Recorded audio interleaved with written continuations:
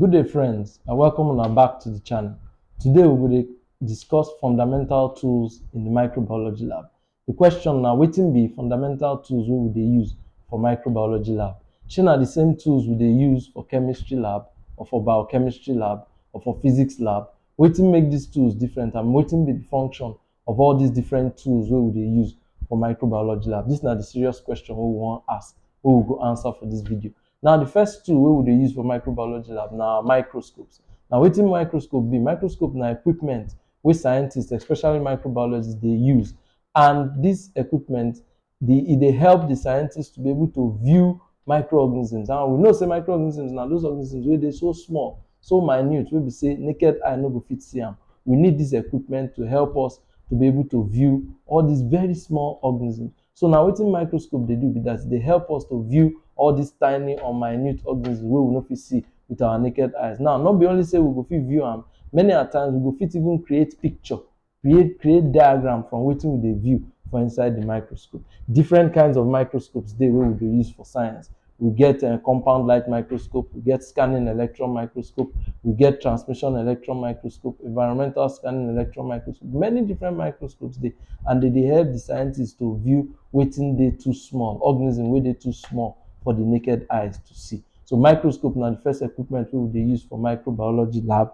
Another thing wey we dey use na wetin dey call stains and dyes. Stains and dyes dem be like coloring, and many a times scientists dey use all these different stains and dyes to color organisms. And the reason why scientists dey take do this na say, whenever you color these different organisms, different things wey dey inside the organism, different components wey dey inside the organism, e dey get different way wey dey take absorb or hold on to these different stains, and this one dey create wetin scientists dey call contrast. So if you come dey view these cells for microscope, you go notice say these cells dey give very beautiful pictures, because the different things wey dey inside the cell don absorb that stain for different ways with different capacity. So the picture go dey beautiful. Many different types of stains and dyes dey, and the major use of these stains and dyes na say, if we use them on top the microorganisms, we come carry these microorganisms, put them under the microscope, we go dey see them more clearly, dey see the different things wey dey inside the microorganisms. Now, different kinds of stains dey.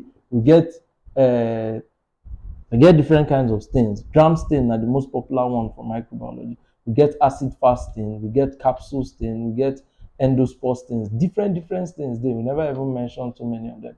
And this na the function of all these different stains. Now, apart from stains, another tool or equipment wey dey for the microbiology lab na our growth media. Now, wetin be growth media? Growth media na any preparation wey fit support the growth of microorganisms, especially bacteria. So any preparation wey be say bacteria go fit dey on top that preparation, thrive, grow very well, and that kind of preparation na wetin we dey call growth media. We come realize say those growth media dey for two.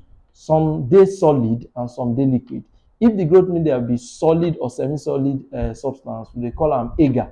So different kind of agar dey. Nutrient agar dey, citrate agar, many different ones dey wey we dey use culture many different kinds of organisms. Blood agar dey, chocolate agar dey. All these ones na different kinds of semi-solid agar.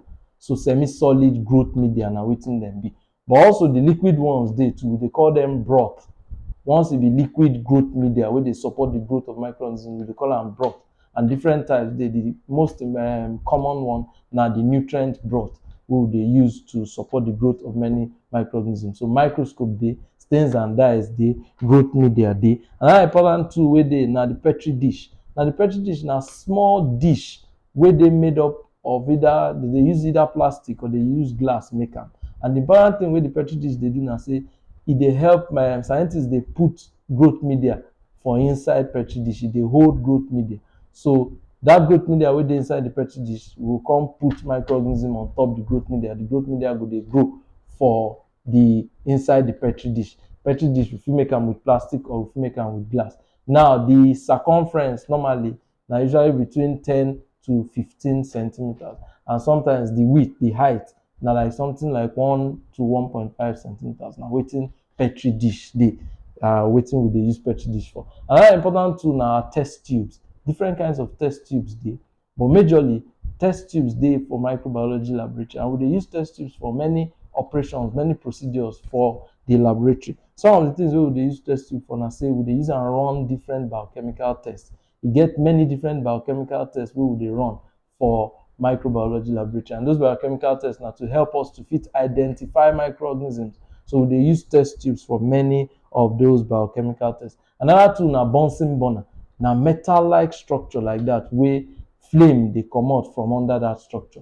And this Bunsen burner e dey create Bunsen flame, and this flame dey important. We dey use am sterilize many of our equipment. We dey use am sterilize the mouth of our test tube, sterilize many things wey we dey use and wey we dey do for the laboratory. This one dey very important to note. Another interesting and important thing to note na the inoculating loop or the inoculating wire loop.